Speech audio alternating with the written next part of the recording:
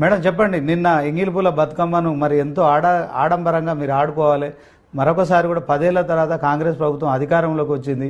మీరు ఆ మహిళలతో కలిసి బతుకమ్మలు ఆడుకోవాలి. కానీ సాటి మహిళల మీద ఒక మహిళా మంత్రి కొండా సురేఖ చేసిన కామెంట్స్ కావచ్చు, తర్వాత సినిమా పరిశ్రమ దాంట్లో కేటీఆర్కి సంబంధించి పొలిటికల్గా మీరు ప్రత్యర్థులుగా మీరు చూడొచ్చు, ఏదైనా కామెంట్ చేసుకోవచ్చు.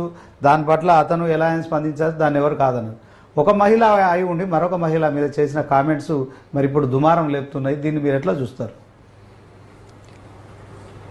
ఇప్పుడు మీరు అన్నట్టు పండుగ ఏదైతే నిన్న ఎంగిలిపూల బతుకమ్మ ప్రభుత్వం తరఫున అధికారికంగా మేము ఎక్కడికక్కడ పార్టిసిపేట్ చేస్తున్నాం, చాలా సంబరంగా ఘనంగా.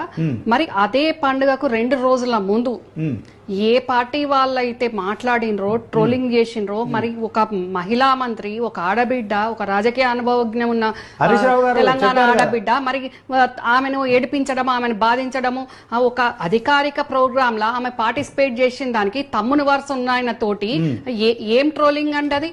అసలు దాని గురించి మాట్లాడారు. కానీ మళ్ళీ అడిగినందుకు దొంగేడుపులు అని మాట్లాడడం అది ఎంతవరకు కరెక్ట్? అదేమన్నా బాధ్యతాయుతమైన స్టేట్మెంట్ ఇచ్చేవాళ్ళు ఇదేనా తెలంగాణ ఆడబిడ్డలను గౌరవించే విధానం? అంటే మీరు ఏదైనా మాట్లాడవచ్చు, ఏదైనా తిట్టవచ్చు, ఎట్లయినా క్రియేషన్ చేయవచ్చు, కానీ నిజంగా ఆడబిడ్డలు బాధ ఏడుస్తే దాన్ని దొంగేడుపు అని మాట్లాడతారా? ఏం మాటలండి? అవును, మరి ఒక అంత మాజీ మహిళా మంత్రిని పట్టుకొని, అంత అనుభవజ్ఞాలను పట్టుకొని మీరు ఇష్టంన ట్రోలింగ్ చేసేసరికి తను బాధ అయింది. బాధ, ఆవేశం, ఆవేదనల తను ఈరోజు ఆల్రెడీ స్టేట్మెంట్ కూడా ఇచ్చారు సురేఖ. నేను బాధలో అన్నాను, నా వాక్యాలను వెనుకకు తీసుకుంటున్నా అని కూడా ఆమె అంత మంచి చెప్పిండ్రు. మరి గత 10 ఏళ్లలో బీఆర్ఎస్ పార్టీ వాళ్ళు ఇప్పుడు అధికారం లేదు అయినా కూడా అడ్డగోలు మాటలతోటి ఇష్టం ఉన్నట్టు మాట్లాడుతుండ్రు. ఏ రోజన్నా వాళ్ళు మాట్లాడిన మాటలు, వాళ్ళ వ్యాఖ్యలను వెనుకకు తీసుకున్న నాయకుడు ఎవరన్నా ఉన్నారా? మీరు చూపించండి. ఈ రోజు మాట్లాడారు కదండి మేడం, హరీష్ ఒక్కటి మాట్లాడిండండి. ఆయన డీపీతో, ఆయన ఫోటో ఉన్న డీపీతో వచ్చిన ట్వీట్ కి ఆయన సమాధానం చెప్పారు. ఇలాంటిది మహిళలను మేము గౌరవిస్తాం, దీని పట్ల నేను చింతిస్తున్నా అని చెప్పి ఆయన చెప్పాడు. కొండా సురేఖ గారు కూడా హరీష్ రావు స్పందించాడని చెప్పారు. కేటీఆర్ స్పందించలేదు. హరీష్ టీఆర్ఎస్ పార్టీ అధినేత కాదు. హరీష్ ఒక్కటి స్పందిస్తే సరిపోదు. ప్రతిదానికి కామెంట్లు ఒకరు చేస్తారు, అడ్డగోలు క్రియేషన్లు ఒకరు చేస్తారు. స్పందించడానికి హరీష్ అంటే హరీష్ ఏంది ఏమన్నా టీఆర్ఎస్ పార్టీ అధినేతనా? ఆయన ఒక్కటి స్పందిస్తే మేము నోరు మూసుకొని ఊరుకుంటాం అనుకుంటున్నారా? బేషరతుగా అధినేత నుంచి ఇక్కడ కూర్చున్న వరకు కూడా ప్రతి ఒక్క నాయకుడు కూడా బేషరతుగా వాళ్ళు బహిరంగ క్షమాపణలు చెప్పాలి. ఈ పండుగ పూట 2.5 కోట్ల మహిళలకు సంబంధించిన వ్యాఖ్య అండి. ప్రతిసారి మాట్లాడుతున్నారు. మా ప్రభుత్వం తీసుకున్న పథకం ద్వారా ఉచిత బస్సుల ప్రయాణం చేస్తే వీళ్ళకి వచ్చిన నొప్పి ఏంది? ఇష్టం ఉన్నట్టు మాట్లాడడం ఏంది? ఎల్లిపాయలు ఒలుసుకొని బ్రేక్ డాన్సులు చేసుకుంటారు. ఇంకో నాయకుడు అంటాడు చీర గాజులు అంటారు. ఏం ఎట్లా కనబడుతున్నాం? అసలు ఈ చీర కట్టుకొని గాజులు వేసుకుంటున్న మా మహిళా ఓటు బ్యాంకే లేకుంటే మరి ఇప్పుడు టీఆర్ఎస్ పార్టీలు ఉన్న లీడర్ గాని, ముఖ్యమంత్రి గాని ఎవరన్నా అయ్యి ఉండేదా? బీఆర్ఎస్ పార్టీల గతంలో ఉన్న ముఖ్యమంత్రి గారి నుంచి ఏ నాయకుడు వరకైనా పోటీలు ఉన్న వాళ్ళు, గెలిచిన వాళ్ళు, ఓడిపోయిన వాళ్ళు, మరి మహిళా ఓటు బ్యాంకు లేకుంటే వీళ్ళు గెలుస్తారా? అంటే వాళ్ళ ఇంట్లో ఆడవాళ్ళు ఓట్లేస్తేనే వాళ్ళు గెలుస్తారా? ఏం మాటలండి? ఏం మాట్లాడుతున్నారు? వాళ్ళు మాట్లాడింది ఏదైనా బానే ఉంటది, సవరించడానికి హరీష్ రావు ఉంటాడు.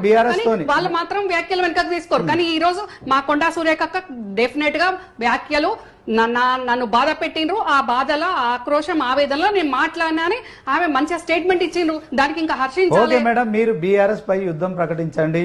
మీరు కేసీఆర్ తో కావచ్చు, కేటీఆర్ తో కావచ్చు, ఇంకా మీకు కీలకంగా ఉన్న వాళ్ళు ఎవరు, కవిత కావచ్చు, ఇంకా హరీష్ రావు, ఎవరితోనైనా వారితో వ్యక్తిగతంగా మీరు కామెంట్ చేయొచ్చు. కానీ దీంట్లో కొండా సురేఖ గారు ప్రభుత్వంలో ఉన్న మంత్రి, ఆమె ఆరోపణ చేయాల్సిన పని లేదు. ఆమె మంత్రికి ఆదేశాలు ఇస్తే అక్కడ ఏం జరిగిందనే దాని మీద విచారణ జరుగుతుంది. దోషులెవరో తేల్చవచ్చు.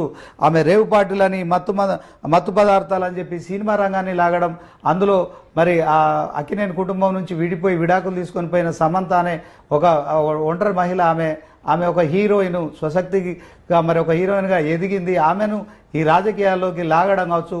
ఇదంతా ఒక మహిళగా మీరు ఎట్లా చూస్తారు? డెఫినెట్ గా అండి. ఇప్పుడు ఆడ సమంత గాని, ఇంకెవరన్నా గాని, మా మహిళా మంత్రులు గాని, మా మహిళా నాయకులు ఎవరినైనా మాట్లాడొద్దు. మాట్లాడిన దానికి బేషరతుగా కొండా సురేఖ స్టేట్మెంట్ వాపస్ తీసుకుంటున్నా అని చెప్పిండ్రు.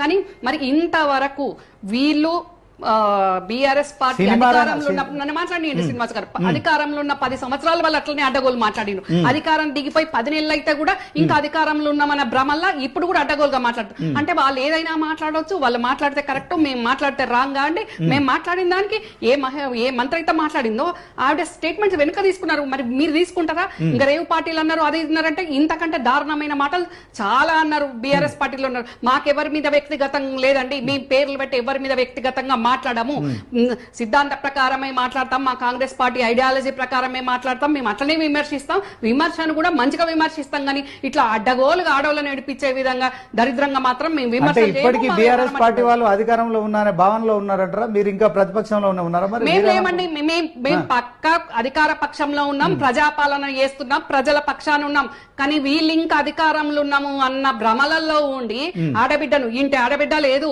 వాళ్ళకు తెలంగాణ ఆడబిడ్డ లేదు మహిళా మంత్రులలో లేదు ఏది లేదు అసలు మహిళలంటేనే లెక్కకు లేనట్టు ఇష్టం ఉన్నట్టు వాళ్ళ పార్టీలు ఉన్న మహిళలు వాళ్ళకి ఇష్టమైన మహిళలే మహిళలు అన్నట్టు మిగతా వాళ్ళ మహిళలు కాదన్నట్టు అడ్డగోలుగా వాళ్ళు మాట్లాడుతున్నారండి అట్లా ఎన్నో ఉదాహరణలు ఉన్నాయి మా మంత్రి సీతక్క మీద ట్రోల్ చేసిండ్రు నిన్న కొండ సురేఖక్క మీద ట్రోల్ చేసిండ్రు వాళ్ళకి ఎవరి మీద పడితే వాళ్ళ మీదనే ట్రోలింగ్లు చేస్తా ఉన్నారు దేనికోసం ట్రోలింగ్ చేస్తున్నారు అవును మీరు ప్రభుత్వంలో ఉన్న ట్రోలింగ్ చేసినప్పుడు యాక్షన్ తీసుకోవచ్చు కదా మీరు ఎందుకు ఉపేక్షిస్తున్నారు దోషులు ఎవరో కనిపెట్టచ్చు ఆ ట్రోలింగ్ చేసిన వాళ్ళకు విచారణ చెప్పి మీరు శిక్షించవచ్చు మీరు అధికారంలో డెఫినెట్ గా చేస్తామండి డెఫినెట్ గా చేస్తాం వీళ్ళలాగా అడ్డగోలు మాటలు మాట్లాడడం ఏదైనా చేతలనే చేసి చూపిస్తారు